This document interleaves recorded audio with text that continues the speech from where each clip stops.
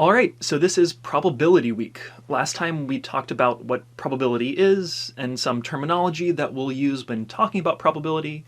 Today we're talking about how probability works. What are some probability rules? So just to quickly recap what we did last time was that we said that if we have some random event, some random occurrence, for example, if I roll two six-sided dice, then an outcome is one of the specific things that can happen. So a 1 and a 6 in this case is different than a 6 and a 1. We are very focusing on what exactly, in this case, one dice says and the other dice says. Other terminology is that we said the sample space is the set of all possible outcomes. Typically, however, we're focused on a subset of this. We're not necessarily concerned with whether or not we get a 1 and a 6 or a 6 and a 1. Maybe what we're really concerned with is, do we get a 7 in total? Is the sum of the two dice equal to 7? And we can talk about the event, the subset of the sample space, A, that is equivalent to situations where the sum is 7. So we can use our set terminology to talk about these probability situations. Cool. And then lastly, we say that the probability of something occurring is a number between 0 and 1 that represents how likely it is to happen. Okay, so going back to how probability works, one really important property is that the probability of something happening is 1 minus the probability of it not happening. So let's say I'm shooting a free throw shot in basketball, and if the event A is the situation where I make the basket, then A prime, or A complement, is the situation where I don't make the basket. So when I take this shot, one of these two things happen. Either I make it or I don't. So collectively, the probability of one of these things occurring should be 1. It's always going to be the case that one of these things occur, which gives us a relationship between these two events, A and A complement. And that relationship is that, well, those two things should add up to 1. 1 minus one of them should give us the other one. So let's say that the probability of A occurring, the probability that I make this shot, let's say that it happens to be 0.3. In other words, I have a 30% free throw percentage, 30% of the shots that I make go in. That might be a little bit generous, but we'll see. What this is saying is that the probability that I don't make the shot is 0.7. Right, so this should make sense. If there's a 30% chance of making the shot, well, there's a 70% chance of not making the shot. All right, so this property is going to give us actually a very powerful technique for solving all kinds of probability questions. Rather than trying to figure out what the probability of something occurring is, this is saying that we can instead find the probability of it not occurring and subtract 1 from it. All right, the second rule that we want to talk about today is really the same thing as the inclusion-exclusion principle, only now we're using this for probabilities rather than cardinalities of sets. And as I alluded to last time, and as we'll see in a later rule, the cardinality of a set has a very strong relationship to the probability of it occurring. So we have this similar idea of, well, what's the probability of A or B occurring? It's like, well, we can add together the probabilities of A and B, but there's also the situation where both happen. So if we add up these probabilities, we're going to be overcounting, we're going to be double counting some situations. We need to adjust for that by subtracting off our double counting amount.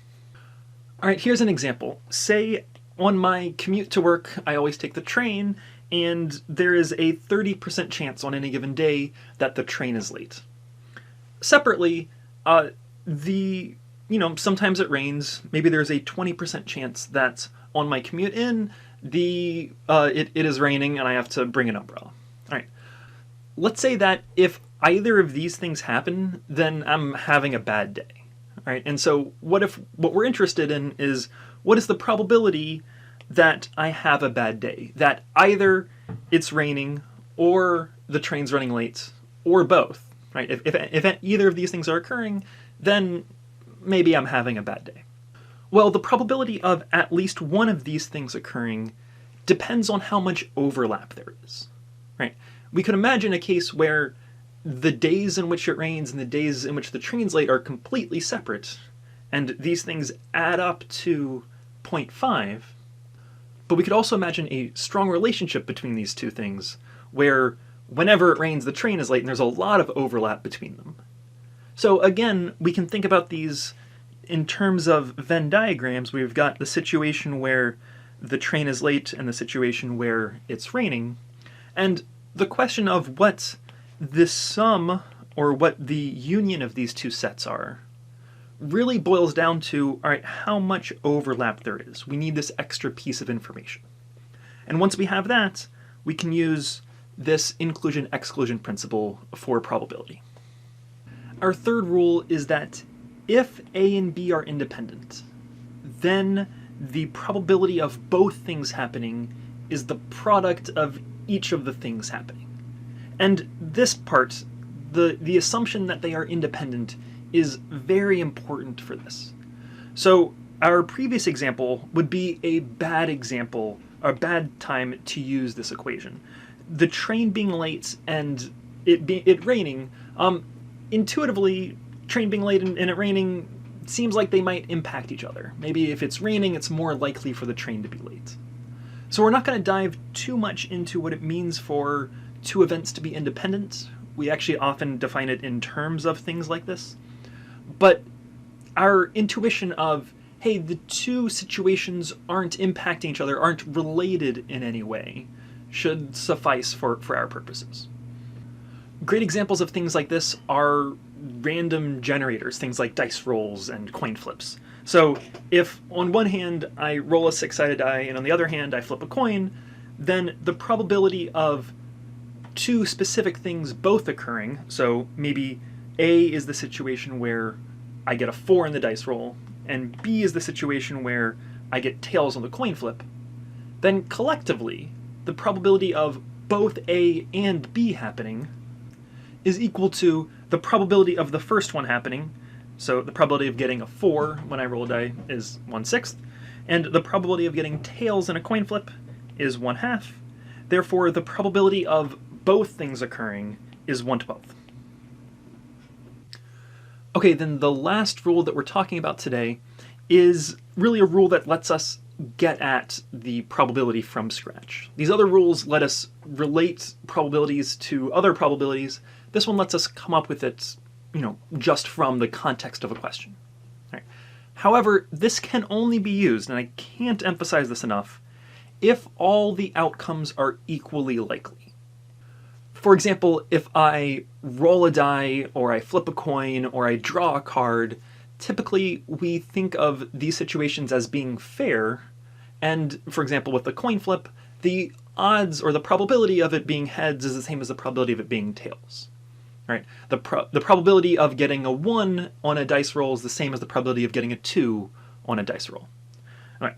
So if that is true, if we're working in the context of a question where all outcomes are equally likely, then the probability of something occurring is just the number of ways in which it can occur divided by the total number of ways something can occur. In other words, it's the magnitude or the size of the set that is the event A divided by the big set of all possible things that can happen. Right. Going back to the question we did yesterday, if I roll 2 dice, and let's say that A is representing the event or the situation where the sum of the 2 dice is 7. So maybe I got a 1 and a 6, maybe I got a 2 and a 5, etc. So because there are a total of 6 elements in this set, there are 6 ways in which to get a 7, we say that the magnitude or the cardinality of the set A is equal to 6. Meanwhile, if we were considering the set of all things that could happen, the total sample space, well, there are actually 36 possible results or outcomes that we can get Therefore, the probability of this particular event occurring is equal to 6 over 36, or 1/6. So we kept this video on the shorter side. We have more than enough to discuss in class next time, but I do want to point out that we are barely scratching the surface with this probability. We'll be talking more about probability next time, but there are a lot of things that we aren't covering. If you're interested in any of this, I strongly encourage that you take a more probability-heavy class sometime in the future.